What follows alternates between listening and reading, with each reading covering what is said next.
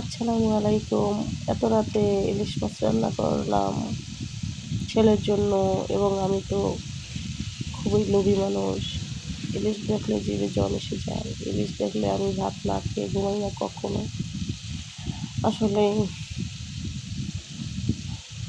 কেন জানি আজকে হতাশ লাগে, ভালো লাগছে না।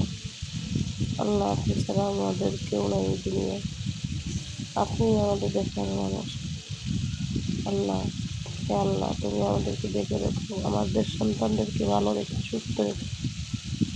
আমার সন্তানেরা ভালো থাকলেই আমি ভালো।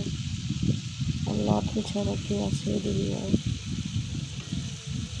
আপনি তাড়িয়ে দিলে আমরা কোথায় যাব? আল্লাহ, আল্লাহ, আপনি মহান, আপনি পরম দয়ালু সৃষ্টিকর্তা।